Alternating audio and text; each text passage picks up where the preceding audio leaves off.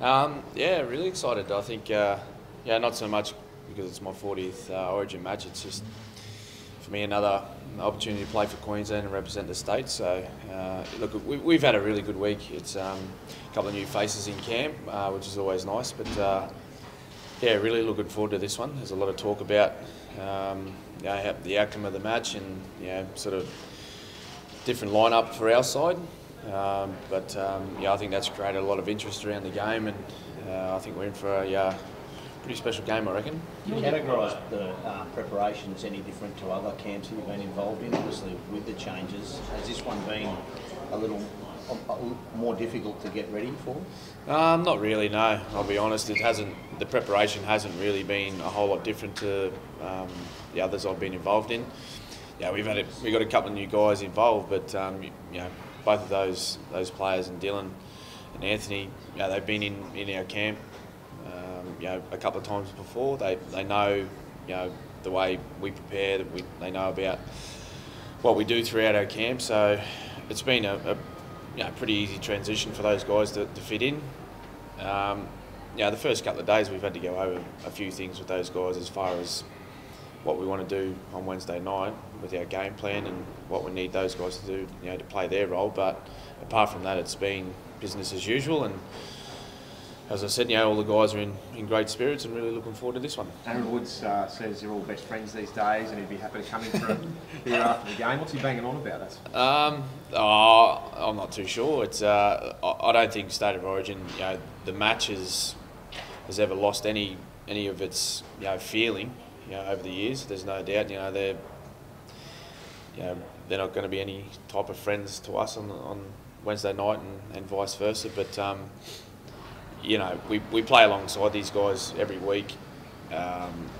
We play with a lot of those guys in the Australian side, and obviously you form some sort of friendship there along the way. But the 80 minutes on Wednesday, there'll be no friendship. But if we can share a beer afterwards, that'd be okay. Actually, I might not be able to. I'm playing Friday night after it, so. So you're considering no JT, it's fair to say this is, as a leader of this team, this is one of your biggest challenges in the last. Yeah. Oh, no doubt. Given that we're lacking a lot of experience with Scotty, GI, and JT not there, I think. Or was it close to 100 matches or something like that? It might be just over 100 matches. That's a lot of Origin football. And as we all know, you can't replace experience. So I guess the biggest challenge for me this week was just trying to make sure that we prepare well. Come game time, it's really out of my control. It's been a big job, not only for myself. I think I mentioned to Pete the other day that it hasn't all rested on my shoulders this week. I've had to needed the help from Cooper and Sammy Thaiday and Nate Miles. The guys that have been around this camp for a long time now, and they've done a fantastic job. JT's been in camp with us all week doing a few little things, especially with Anthony. So he's ready to go. He's trained extremely well. But for myself, it's not. I'm not feeling any added pressure or to perform well on Wednesday night. I understand my role in the team. I understand what Kev needs me to do Wednesday, and I'll be going out there to do my best to do that. But of all the games you captained, there was just the great unknown. I mean, in terms of result, there seems to be no one who's had this one. Yeah, well, given that we've, the guys the personnel that we've lost, I think that throws up a few question marks about our side. But we're extremely confident with the team that we've got, Margie. We're extremely confident with the way we've prepared, and we've trained well all week. We've had 2 opposed sessions, which have been great for us. To be ready to go on Wednesday night. So, I'm not feeling as much pressure as I did in 2008, the first time I captained the side. That was when I felt very nervous about that. We ended up eventually winning that series, but I'm very confident in the 2 new guys that have come into our side. Napa's been ready for 12 months now. Probably would have played last year, but he didn't get that opportunity. And Anthony's one of the best halves running in the competition at the moment. So if they play well, that'll go a long way to us performing well and hopefully getting a good result for the state. Do you feel like they've got enough big game experience over those guys? They've already, already played in the grand final. They've got No, I don't think so. Well, they're going to be nervous for sure. Everyone's nervous before their first Origin. There's guys that have played 10 Origins there and still get bloody nervous before a game. But you know, once they get out there and make their first tackle, have their first run, it'll just be business as usual. And then I think a guy like Napa he's definitely looking forward to the opportunity to play Origin. He's the type of guy that really thrives in those situations. And game one is usually you know, fairly physical, played up the middle, and not a whole lot of sort of football played out wide. So it definitely suits his game. What about the nerves for a bloke who's played 40 Origins? Yeah, they sort of come a bit late, bit later. You know, like I'm really relaxed at the moment, and I've just enjoyed the week, as I said, and I think that's part of, you know, the experience of you know, all the games that I've played in the years I've been involved in Origin, is that you learn to enjoy the week rather than sort of stress about it.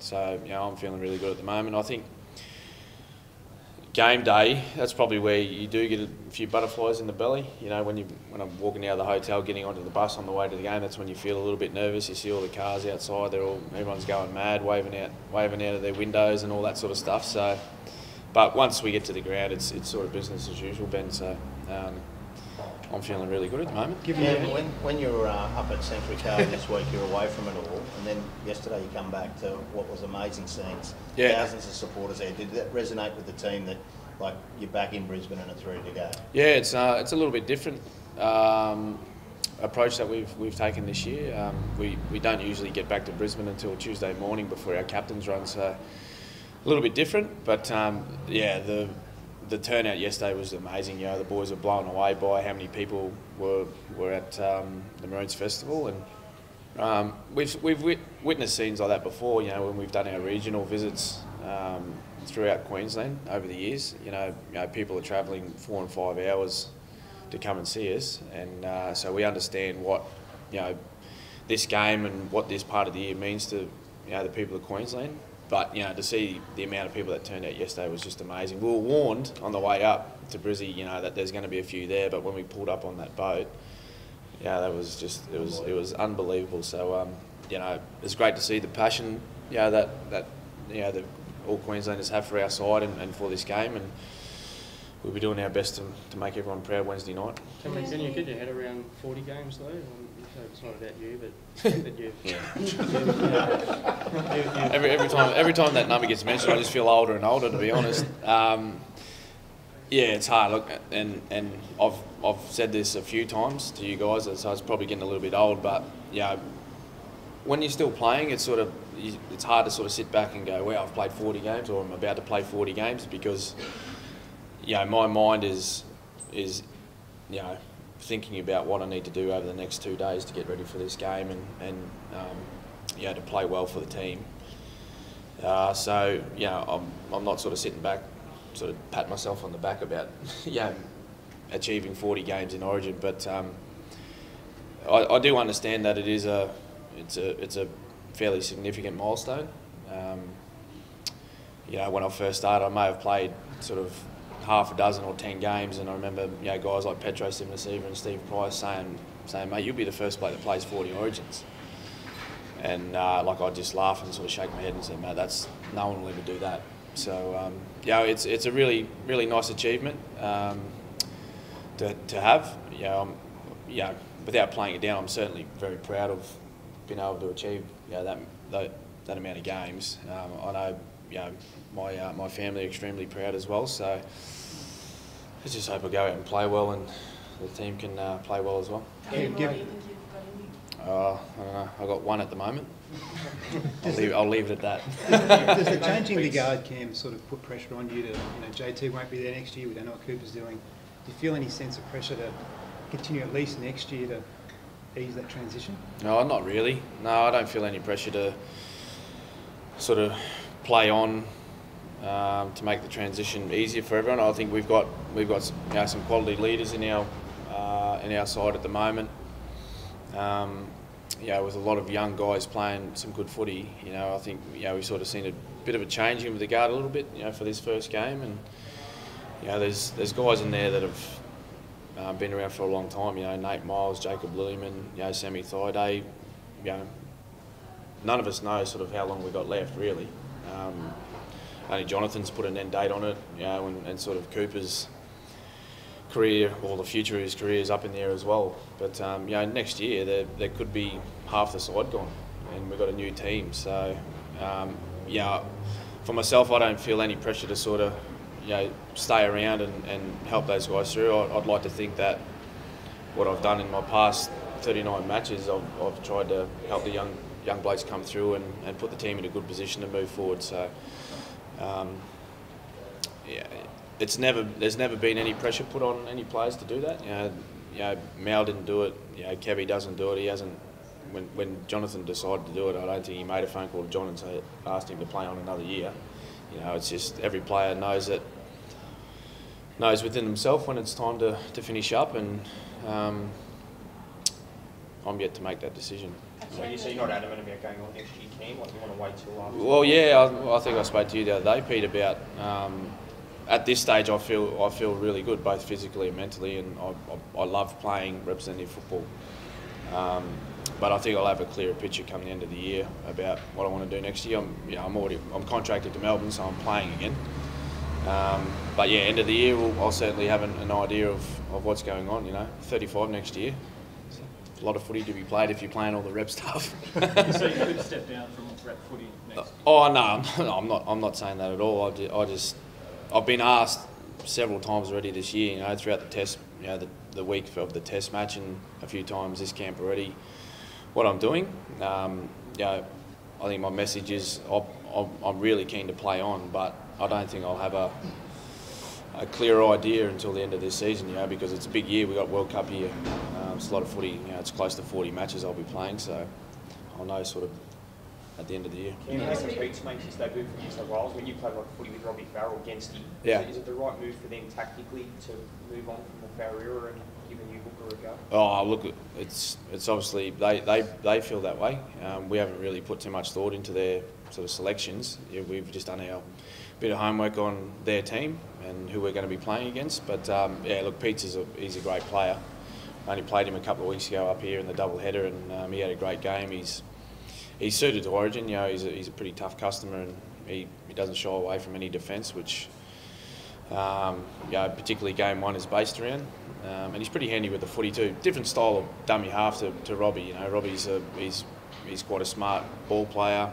He's got a great kicking game, particularly, you know, short. But you know, Pete's he's a runner. He's a good defender, and he's just a solid number 9 that can give him good service. And you know, clearly they've gone for someone that can just feed, you know, Pearce and Maloney the ball, and if he has an opportunity to run, he'll do it. Sorry, mate. Haters bits going on at the moment. There's talk that the NRL said that if it could, what the players are asking for, could send the game broken. And what do you think about that? Is it unreasonable what the players are asking for? No, I don't think so. No, not at all. Given the substantial increase of money that's come into the game over the last 12 months, and I think that's all mostly due to the guys that are producing on the field. You know, the product that the broadcasters pay for is what the players produce. So, yeah, the playing group and the RLPA, we're not going to disappear. We're not going to run away with the tail between our legs. We're a patient group, and we believe that we've put forward a balanced proposal to the NRL, which both parties can benefit from. Not only players and the NRL, but the clubs and the fans and the members. We want to grow the game, and we believe, you know, the proposal we've given to the NRL can do that. We want to work in partnership with them, not against them. You know, we don't think we're sticking the hand in and a bit of a cash grab for the players at all, because the framework that we've presented the NRL is that if the game grows, then, you know, the players and the clubs benefit from that. If it doesn't grow and it goes backwards, well, so does the players' share of the pie. I think the NRL have spoken to clubs and sort of given an idea to the public that that's not the case, which is little bit unfortunate given the approach that the players and the RLP have taken. Do you think players are on the same collectively team? I think we're not given the share of revenue that the players deserve. Are you going to the meetings next week, Cameron? Sorry? Will you go to the meetings in Sydney next week? Oh, depending on our schedule and my commitments at Melbourne. Yeah, look, that'll be decided around that. But yeah, I'd like to be at some of the meetings leading up. So yeah, look, I don't want to get into too much of the RLPA stuff and all that, the CBA discussions, because we've got a big game coming up. But at the moment, we're I must admit the NRL players are a little bit unhappy with the way that NRL have approached the discussions. We've sort of entered with open arms and wanted to be a part of the game moving forward. But the NRL have taken a different line, which is very disappointing. What was that? Get your thoughts on the Blues holding their captains around that sea bus rather than at some point? Oh, look, that's neither here or there for us. You know, that's their decision, and I don't think they're sort of under any sort of agreement or anything like that to have to train in Brisbane. Yeah, that's their decision, so they can train in there. Their reasoning though, have you got a psychological advantage over it? What's their reasoning? What, to train down there? Yeah. Oh no, I think given Suncorp's such a great stadium, everyone enjoys playing there. So there's not not having your final captains run there is not gonna. I don't think it's going to affect the way they play. You know, every member of their team has played there throughout their careers. So for us, it's not about where they're training, where they're having their press conference. It's about us playing well on Wednesday. Can I ask you about the enigma of Jared Hayne? I mean, there's been a lot of debate that he's playing centre and it's not his position, but you played up in the World Cup, he played right centre. Yeah. And in 13, can you just ask some comments about Hayne? Yeah, no, he was, in that World Cup, he was fantastic. You know, I don't think he started the tournament there, but he come in and played there and absolutely played the house down.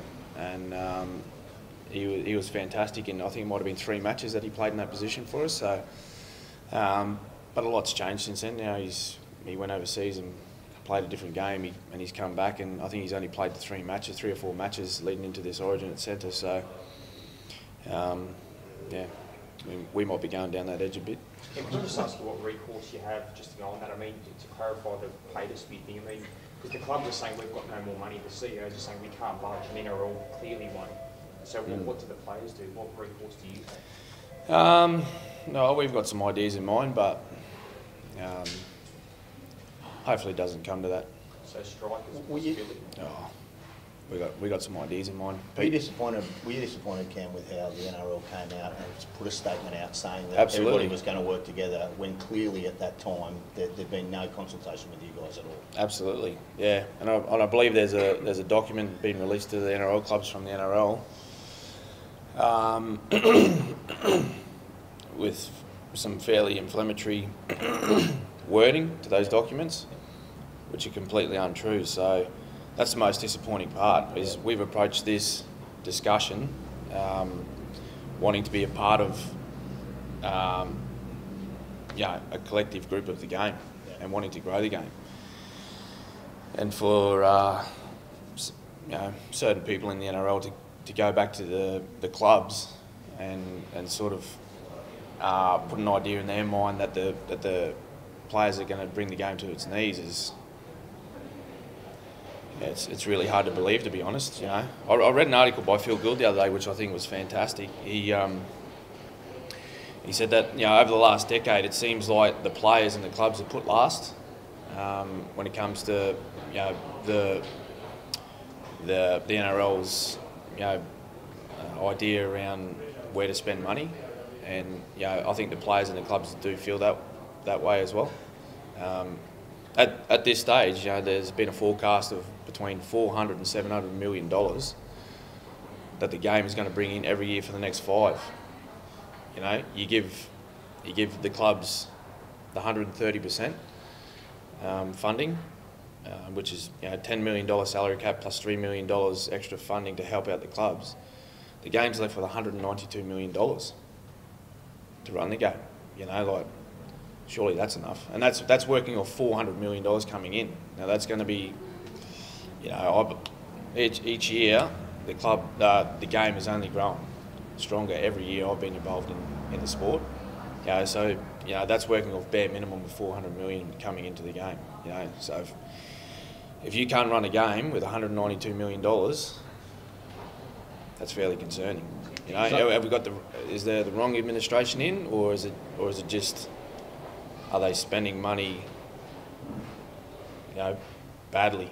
Has it got past you picking up the phone as the captain of the Australian side and making that phone call to the head of the NRL to have a discussion about this as I suppose business partners, in the sense that you're Oh no, I don't think you know, anything's gone too far. There's always an opportunity to talk to, you know, guys like Todd and to John Grant, and they're, you know, I must admit those two men are always open to discussion. Always, they've always been available to speak to. But it's been a little bit fairly concerning with, you know, some of the actions taken by the NRL of late, and hopefully we can continue to work together. As I said, you know, the players and the RLPA aren't going to run away this time. We've done that in the past, but we're not going to do that this time. David Warner put industrial action on the table in cricket. Is going through a similar dispute. Is it on the table? We've got some ideas in place that, you know, we'll make decisions around that. Not ruling that out, eh? Not ruling it out. We've got some ideas in place. What are those ideas?